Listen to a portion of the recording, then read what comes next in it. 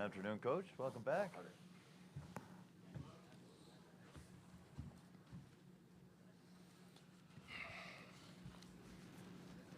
We're joined at this time by University of Houston head coach Kelvin Sampson. Coach, how's your day going so far? What time is it? I'm not sure what time is it. 1:44. 1:45. Yeah, just real proud of our guys from just being able to hang in there and wait for something good to happen. Sometimes if you keep playing and you get an opportunity, then you're in a position to do something with it. But if you don't have the right mindset or the right maturity, I think that's why coaches are constantly searching for some kind of advantage, either from the personnel you have on the floor, personnel they may have on the floor. Where do we have an advantage? We used Emmanuel Sharp last night in the pick and roll because we felt he had the best chance to get in the paint and get the ball in the rim. If we get the ball in the rim, we thought we could offensive rebound it. But it comes down to Roberts makes the 2 free throws. But our defense was really good there about the last 10 minutes or so. So I was proud of them for hanging in there. And, our lives are so consumed by our next game, your next game. And I'm glad last night was not our last game, that we do have a next game. And that's a good thing for this group because I've enjoyed coaching this team. Coach, we'll start on the right side of the aisle with Joe. Joseph Duarte, Houston Chronicle. Kelvin, as you savor the journey that you've been on, whether it's this year or the years that you've been here in Houston, what does a moment like last night when you walked into the team hotel mean? Just to see that crowd that maybe wasn't there, 7 or 8 years ago, or was just starting to build up to that? I don't know. I'm not very good at that stuff. I'm sure somebody. That's something certainly to savor and enjoy, and it's indicative of our journey, our success.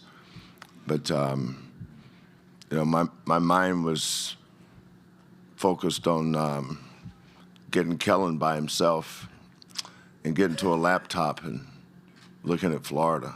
I'm not very good at. My mother always used to tell me that I had to learn to smell the roses, and my mother passed away in 2014, and I never did learn. Up front on the right side, Mike. Mike LaPresti, NCAA.com. This falls into a little bit in that same category. And I know it's not big on your radar screen right now, but if you win, you'll be the oldest national championship coach ever. Does that mean anything to you? Would that mean anything to you, particularly at an age where, with modern basketball, there's some question about how long guys are going to stay in this profession? It's probably a good question.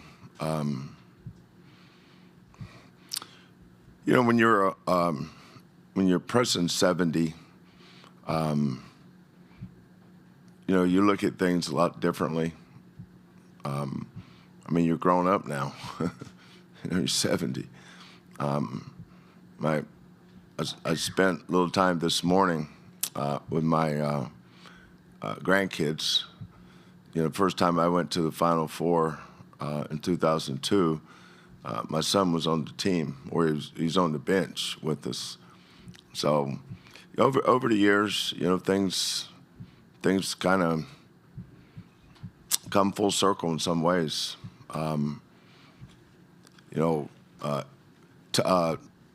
Last night I got so many texts from, I haven't returned any. There's too many to even look. I didn't even get through all of them, but I saw Tubby and Rick Barnes and Tom Izzo and Pop and bunch of the older coaches, and they all kind of had similar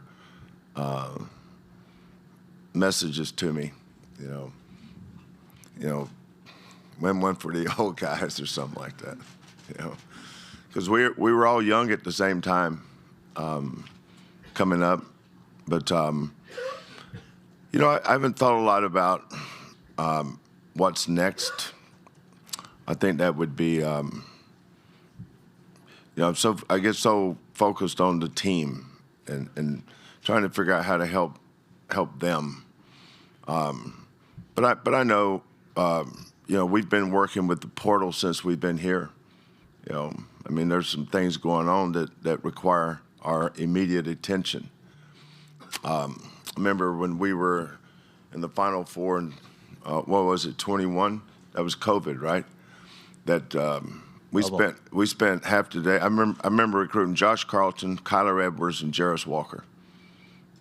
One of my assistants had me on the phone with those guys a couple of times a day because we had nothing to do. I mean, they let us go out to the yard, which was Victory Park. You know, we had a football to throw around. You know, couldn't see our families because they had us in that quarantine thing.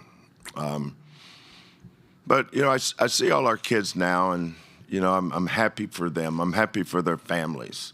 They're creating memories that will last them forever. You know, and you know, I used to come to the tournament when I was a young coach, and I would sit in those stands and look at the two coaches in the championship game, and you know, you go, you know, you think you'd like to be there one day. You know, if you could ever get a chance, and so for me, it's a lot of gratitude, a lot of appreciation for having this opportunity, but you owe it to so many people. You don't do things like this in a vacuum. You know, I've got a great team, got a great staff. I'm able to work independent of everything, and I run the program without any resistance. I make all the decisions. I do everything on my own. So, with my staff, of course. So, we've kind of done it our way, and it's worked out pretty good. We'll go to 40, second row. Kelvin, Pat 40 from Sports Illustrated. When you're in that situation last night, you're down 14 or you're down 9 less, how much does being in your 36th year and having seen just about anything you can see in a game help you get them through it? Yeah, so my biggest decision was when they were up 6, and I kept churning about fouling. And I said, no, we're not going to foul. Because whatever shot they get, I just thought that we were going to contest it. It come down to whether we get a rebound. And I was so proud of JoJo because we worked so hard on staying down on shot fakes. You know, my rule's always been be the second guy off the floor. Don't be the first guy, be the second guy off the floor. So when Kneppel drove in there, shot faked, JoJo didn't flinch. Had he shot faked the second time, would have probably been screwed. But when Kneppel got to the rim, when he shot faked once, he went up. I knew he wasn't going to get it to the rim. JoJo was going to block it. And so then we come down and bang a 3. So instead of taking the risk of fouling them, and they go up 8. And if you look at all their free throw percentage, they were all high percentage free throw shooters. The one, if I was going to foul somebody, probably would have been Proctor. And he wound up missing one. But on that particular, that was really the biggest decision. It's not to foul then. As I'm sure most people say, why don't you foul? We're only down 2 possessions. If we can get a miss and a rebound, we've got the ball down 2 possessions. If you foul them and they make both free throws, you're down 3 possessions with the ball. Then the game is, you have to think the game entirely different. The climb becomes a little steeper. But yeah, you've been in those situations so many times. It doesn't always work out. You know, JoJo goes for the shot fake and draws a foul. We're down 9. you know, and all of a sudden I'm the dumbest guy ever. So I get all that. Same area on the aisle. Brett Friedlander, Saturday Down South. Kelvin, could you reflect a little on the journey from Robeson County to the cusp of a national championship? And have you given any thought as to what your success means to the folks back in Pembroke and specifically Lumbee? What's your name? Brett Friedlander? From Fayetteville. Yeah. What's up, Brett? We go a long way back. Yeah, it's right down the road. So most of the girls in my senior class would go to Fayetteville on the weekends because that's where Fort Bragg was. Yes, I'm gonna leave that there. But not all of them. I mean, I married a girl from my high school senior class. She didn't go. I better get off the subject. Good idea. Yeah. You know, it's hard for me to think about the journey without thinking my mother and father. You know, those were. My mother was a nurse. She worked 12-hour shifts, and her shift was either 8 to 8 or 7 to 7. My dad was a high school basketball coach in a little country community at Magnolia High School. I'm not even sure if I would know how to get to that. But, you know, I had a twin sister, younger sister, and older sister. My twin sister passed away a couple years.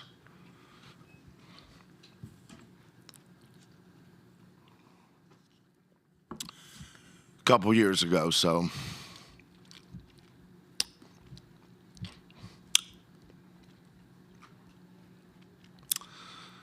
But no, I always think of that. You know, I have a lot of friends back there. Some of them are actually here right now. I haven't seen them. My wife Karen, she does a good job of running interference on stuff like that.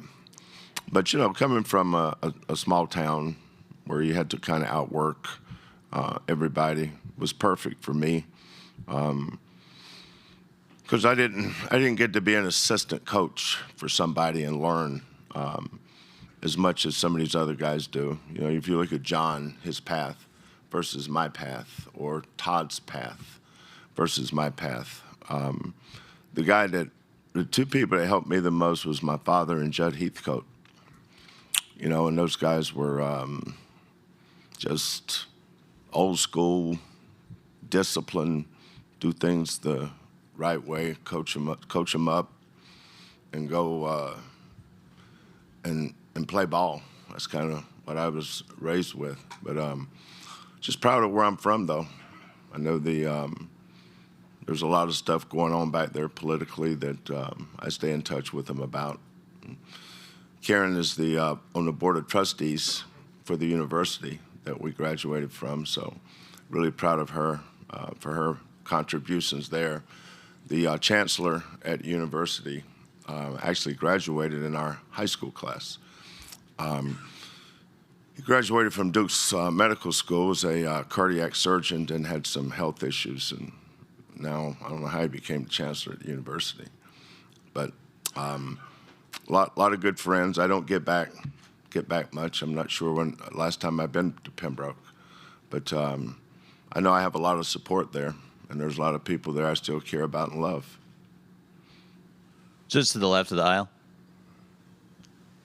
Hey, Calvin, Brendan Marks from The Athletic. LJ was sensational last night. When you think back on your recruitment of him, what stands out most about what you were interested in, and what are the ways you've seen him grow the most since you've had him? Yeah, we recruited LJ out of high school. He's from Katy, which is about 25 minutes up the road. His brother plays linebacker for Florida State. I think he was at the game last night. They had spring football workouts, and they let him come to his game last night. LJ was a bucket getter in high school. He'd get buckets. You know, little guys like LJ know how to be really good at being a good little guy.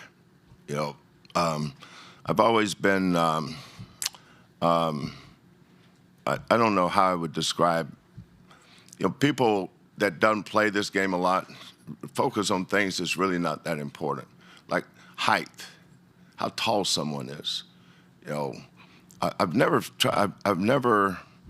like in our league, everybody's taller than us. So everybody was saying, here's how tall Duke is. Well, you ever seen BYU's team? BYU's point guard 6'9", man. Their two guards 6'5", or they're 6'9", 6'5", 6'9", 6'7". Everybody's tall.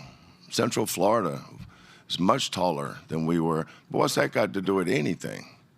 At some point, if you can score, you can score. The little guys know how to score on big guys. Big guys don't always know how to score on little guys. Because the little guys they get help with a double team, so you can make it even. Marcus Sasser was 6'1". I think he scored 1,500, 1,600 points, and I'm pretty sure most of the guys that guard him were 6'5". There's a lot of really good 6'5" defenders in the Big 12 that LJ gets 20 on them too. We played against Sion James. He was at Tulane for 3 or 4 years. I don't remember. I think we played against him for 3 years. So we had scored on him before. Kneppel, Cooper Flagg. That's the first time I'd seen Cooper Flagg play a lot on the recruiting circles. I saw him play against the Boozer kid that's going to Duke in the NBA Top 100 camp a lot. But he's as good as advertised. He's really good. But JoJo, J1, JVR, I thought did a great job last night on the boards. But our best player, the guy that kept us in the game, was LJ. He kept us in touch with them. So when the time came, we had an opportunity to get the lead down where we could put some game pressure on him. LJ was the guy. Same area, USA Today. Kelvin, Zach Osterman, USA Today. I wanted to ask about JoJo. I read last night that you guys recruited him. I think you committed him in the spring before his senior year. You said once he signed that you knew he was going to blow up in the summer. You wanted to kind of get him in the fold as quickly as you could. What did you see in him, even at a young age, when you were scouting him, when you were recruiting him, that made you think there's such a ceiling here for this guy? Yeah, so one of the first things we do when we bring a kid on campus is we measure their wingspan because of how we play pick and roll defense. There's a lot of 7-foot kids that are very lumbering. They have a hard time moving. Those kids would not function well in the way we play defense. JoJo had good feet. He had great length. JVR 7'5". JoJo's 7'6.5". On our wingspan wall, we have Akeem Olajuwon's wingspan. We also measured JoJo's mother's wingspan. She was 6'7". She played college ball. He has twin sisters that played at Louisiana Monroe. One of his twin sisters has a PhD. But JoJo was I've had some really good second and third jump guys. When I watched JoJo play before we recruited him, his second jump is the best of, and this includes the NBA. I've never had a kid's second jump like him. His third jump's as good as most people's first. He just has that ability, and he's got impeccable timing in blocking shots. He was named the Lefter Dressel Defensive Player of the Year. He was the Big 12 Defensive Player of the Year. Has the Naismith Awards came out yet? Who got the Defensive Player? Who? Yeah, well, he's worthy. He was good too. But JoJo would have been a worthy one as well. He's a Defensive Player of the Year type guy. I think his offense is really coming along. He played well. I think he had 10 or 11 points against Gonzaga. Certain games he played well in this year and scored. Now, next season, he'll take a big jump because we'll spend the offseason helping him get there. But he is a unique player. Normally, when a kid gets a technical foul, I take him out. When JoJo reached across that line and slapped that ball last night, I'm sure most people were appalled or amazed or surprised. I just rolled my eyes. JoJo. If anybody's ever going to do that, it's JoJo. We had a 14-point lead against Gonzaga, and we had the ball. Off the ball for no reason, JoJo just kind of bumps this guy. Of course, they go to the monitor. You go to the monitor, it's never a good thing. They go to that monitor, they're going to find what they're looking for. And so they gave him a flagrant one. They made the 2 free throws. One of the Gonzaga kids nailed a 3, so instead of having the ball up 60-46, we had the ball up 60-51. And then it was a ball game. So around our program, if I say, as JoJo being JoJo, everybody would understand. Want to thank